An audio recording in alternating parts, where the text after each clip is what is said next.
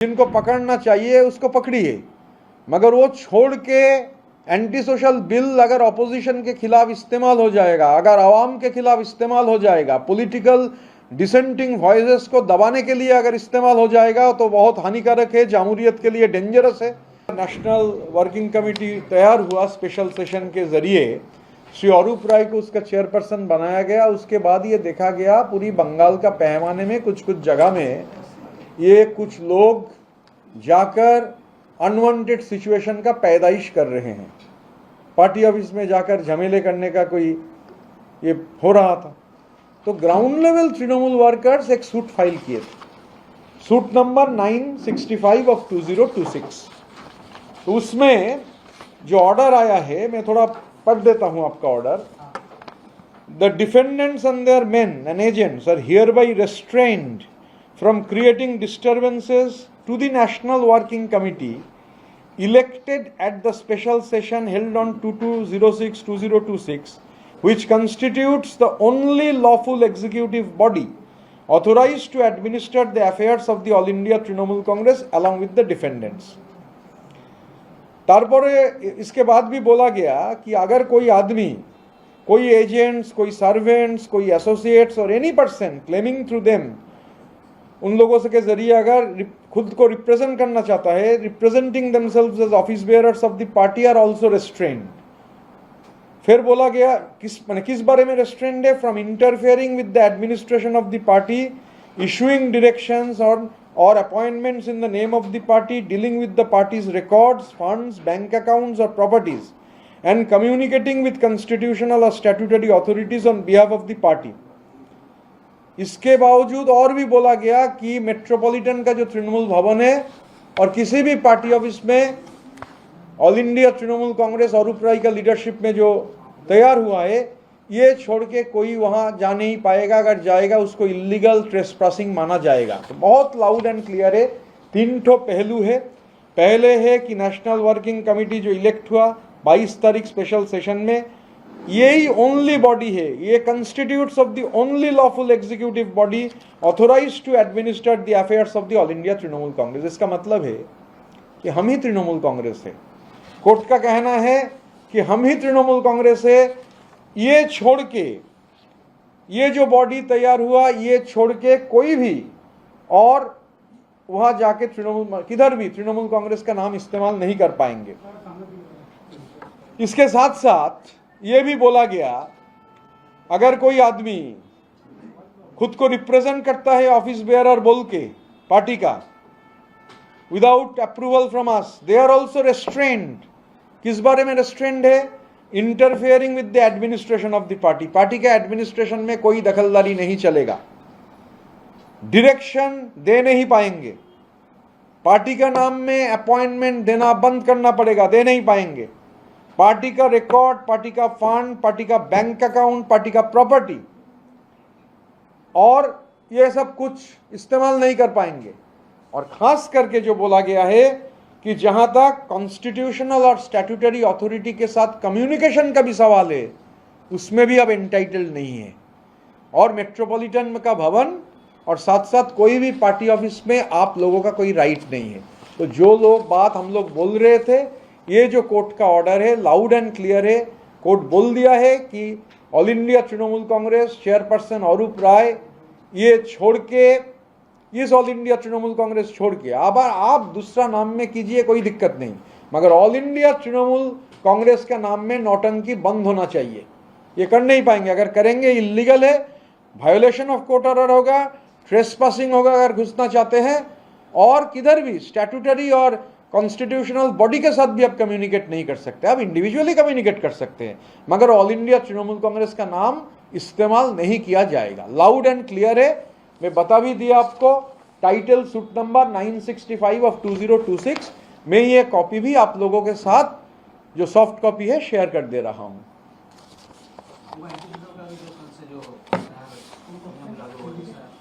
Anti social bill कल से पूरे बंगाल में लागू होगा क्या? कुछ इसका देखिए, एंटी सोशल बिल का अगर जो मेन मकसद है वो तो ठीक है, मगर दिक्कत दूसरा है कि एंटी सोशल बिल का नाम में जो जिनको पकड़ना चाहिए उसको पकड़िए, मगर वो छोड़ के एंटी सोशल बिल अगर ऑपोजिशन के खिलाफ इस्तेमाल हो जाएगा, अगर आवाम के खिलाफ इस्तेमाल हो जाएगा, पॉलिटिकल डिसेंटिंग वॉइसेस को दबाने के लिए अगर इस्तेमाल हो जाएगा तो बहुत हानिकारक है, जामहूरियत के लिए डेंजरस है।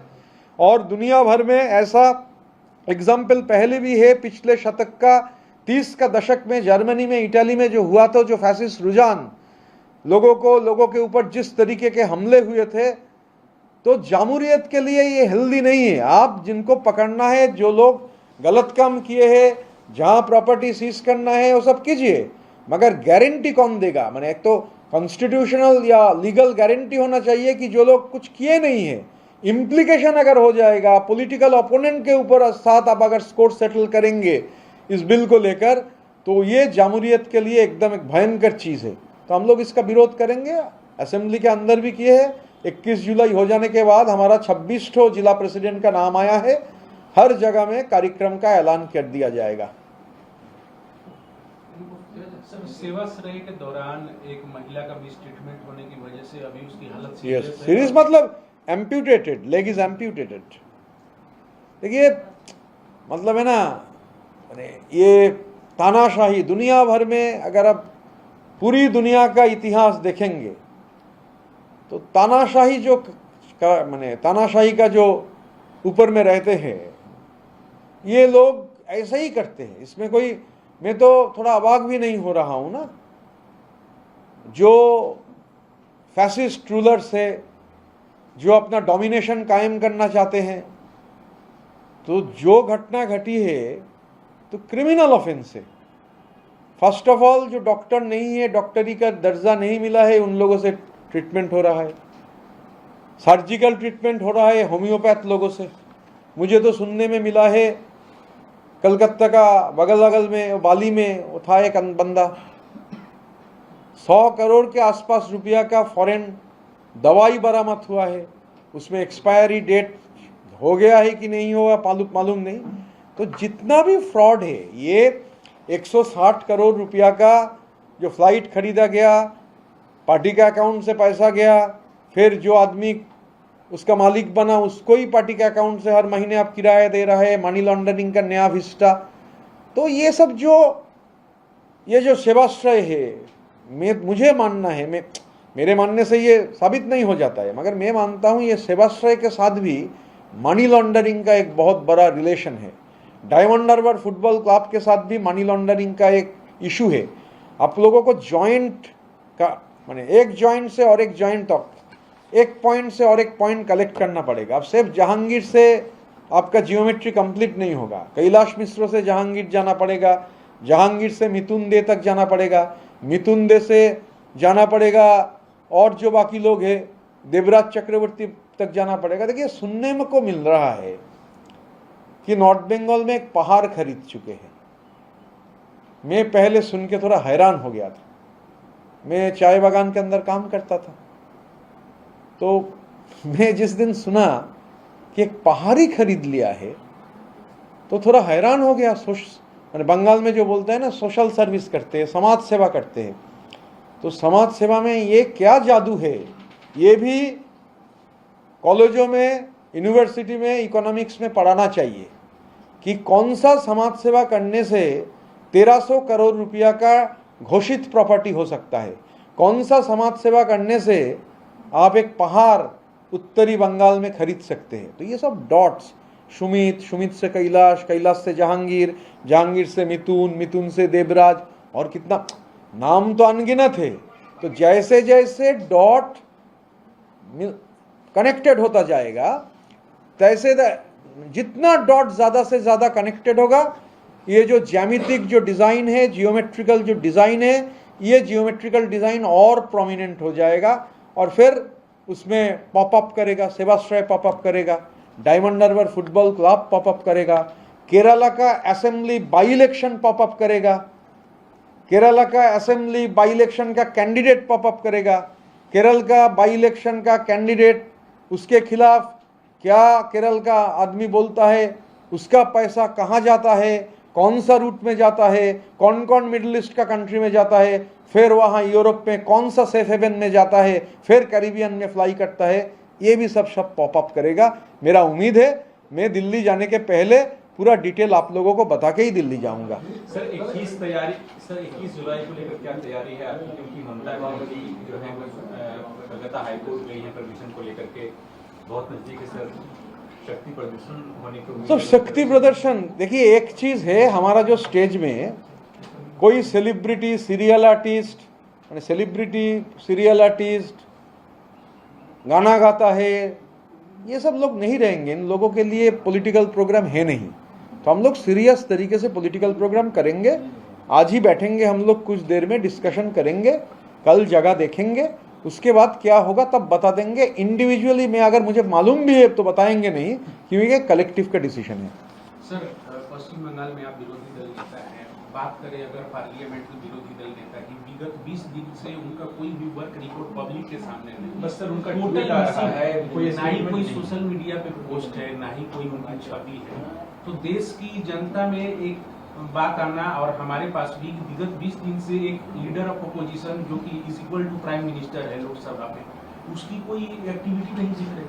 अच्छा, उनका कोई एक्टिविटी नहीं है या सीक्रेट फॉरेन ट्रिप पे चले जा रहे हैं, जिसके बारे में देखिए, सीक्रेट फॉरेन ट्रिप तो हो नहीं सकता है, क्योंकि मैं भी पार्लियामेंट का मेंबर था।